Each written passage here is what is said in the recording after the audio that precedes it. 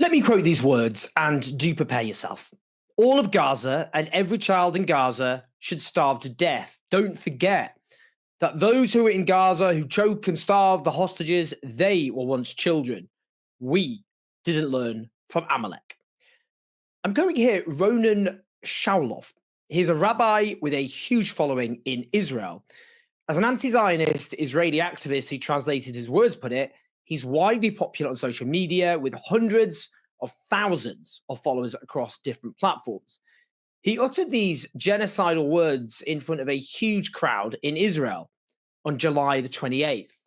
Let's just listen to what he said. Every child in Gaza should die of hunger. It's a disgrace and shame that in our country we even talk about hungry children in Gaza. It's a disgrace and shame that people, in just a few months, they forgot what we went through here on the 7th of October. All of Gaza and every child in Gaza should starve to death because of what the Gazans are doing to the hostages now. They are starving them and abusing them. And don't forget that those who are in Gaza and are choking and starving the hostages, they were once children. In Gaza, there are no uninvolved children. All the pictures I saw and the videos I unfortunately watched, all of them are of uninvolved civilians, not Hamas members who received with candies and baklavas bodies of hostages and live hostages and placed them inside the houses. They guarded them while they ate, and the hostages were hungry or dying of hunger. So if we're talking about the hungry, let them worry about the hungry hostages or the hungry parents who will be hungry all their lives to see their child return to life. We did not learn from Amalek when we left a trace of them. And if this time a trace of them remains, the 7th of October will return, just in a different years. I do not have mercy for those who do not care for our children. I do not have mercy for those who in a few years will grow up and not have mercy for us. I have no compassion for those who shed the blood of Jews who did nothing wrong to them. Raped, murdered, burned, severed limbs, and took pictures with severed limbs. Are these things that even animals don't do? Only a stupid mixed multitude hater of Israel has pity on the future terrorists, even though today they are small, and may they die of hunger. And if anyone has a problem with what I said, that's their problem.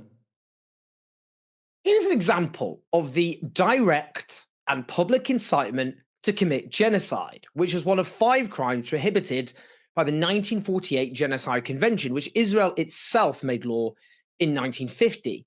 Last year, the International Court of Justice, the world's highest court, issued legally binding provisional orders. And one of them was, the state of Israel shall take all measures within its power to prevent and punish the direct and public incitement to commit genocide in relation to members of the Palestinian group in the Gaza Strip. Israel, of course, is committing genocide. But here is one example of how it is violating the Genocide Convention. Just one example of how it's violating the Genocide Convention of 1948. There has been an avalanche of this genocidal incitement and intent from the very top, the Israeli Prime Minister Benjamin Netanyahu, the Israeli President Isaac Herzog, government ministers, army generals, army officials, media outlets, journalists, soldiers, ordinary citizens. We could go on. The reason that the direct and public incitement to commit genocide was criminalized was because it was understood that every genocide begins with words.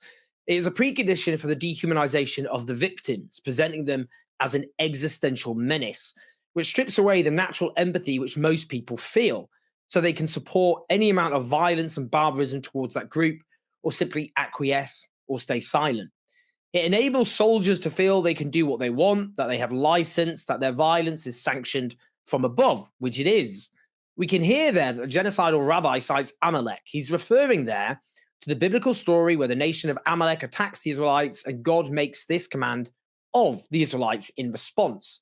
Now go and smite Amalek and utterly destroy all that they have and spare them not, but slay both man and woman, infant and suckling, ox and sheep, camel and ass. In other words, genocide. The story was cited twice by Netanyahu in the weeks after the 7th of October, both to a national broadcaster, that is, broadcast to the Israeli public as a televised address, and in a letter to Israeli soldiers. He cited Deuteronomy, remember what Amalek did to you, and added, we remember and we fight. There were then multiple examples of Israeli soldiers subsequently citing Amalek, such as chanting, we will erase the seed of Amalek as they blow up a mosque, or chanting, I'm coming to occupy Gaza and be Hezbollah. I stick by one mitzvah to wipe off the seed of Amalek. It's somewhat surreal, isn't it, that in the West we are forced to debate Israel's cheerleaders who dominate our politics and media, who treat the claim that Israel is committing genocide as an outrageous smear, while in Israeli society it's just never-ending genocidal incitement. This has turned Israel into a genocidal hothouse. The polling shows that 82% of Jewish Israelis support expelling Palestinians from Gaza. 56% support expelling Palestinian citizens of Israel. They represent 20% of that population. And 40% agree that when conquering an enemy city, we should act in a manner similar to the way the Israelites acted when they conquered Jericho under the leadership of Joshua, namely to kill all its inhabitants. Those numbers include the soldiers themselves, of course, who are in Gaza and acting on that genocidal fervor. Israel is committing genocide. It is, as per the Genocide Convention, guilty of acts committed with intent to destroy in whole or in part a national, ethnical, racial, or religious group. And those acts, again, as per the Genocide Convention, include killing members of the group, causing serious bodily or mental harm to members of the group, deliberately inflicting on the group conditions of life calculated to bring about its physical destruction in whole or in part, and imposing measures intended to prevent births within the group. Israel's official position is that literally no living Palestinians are going to remain in Gaza, that it will build a concentration camp, as the likes of right-wing former Israeli Prime Minister Ehud Olmert has put it, where survivors will be forced to go and be killed if they refuse before they're deported. Every day, the consensus this is genocide grows. It's already the case that it's the consensus of genocide and Holocaust scholars, including Israeli genocide and Holocaust scholars. Last week, 2 Israeli human rights organizations joined the chorus, including B'Tselem and Physicians for Human Rights.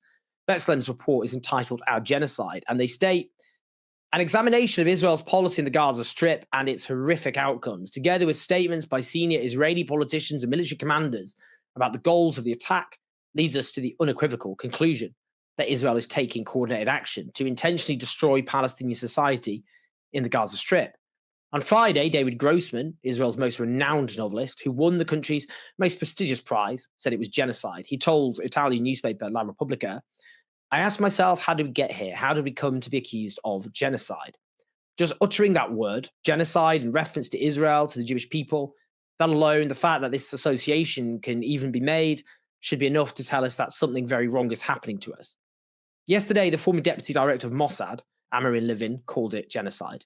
He said, the orders the government is giving the army today are a crime. To give an order to shoot at hungry children and parents looking for a piece of bread, this is a crime. This is genocide. And also yesterday, the leader of J Street, the liberal pro-Israel Zionist movement in the US, which has consistently opposed claims Israel is committing genocide, wrote, until now, I have tried to deflect and defend when challenged to call this genocide. I have, however, been persuaded rationally by legal and scholarly arguments that international courts will one day find that Israel has broken the International Genocide Convention. One day, and not in the distant future. People find it absolutely absurd that anyone could have thought this wasn't genocide as it was actually happening. They will note the incessant genocidal intent expressed by Israel's leaders, as well as citizens and soldiers. They will note that Gaza was wiped from the face of the earth. They will note that conditions of life in Gaza were made unbearable, unlivable. The wiping out of homes, healthcare, agriculture, food production, denying its people food, medicine, clean water, as well as the deliberate destruction of the pillars of society, like schools, universities, libraries, archives, mosques, churches, things that give you a culture.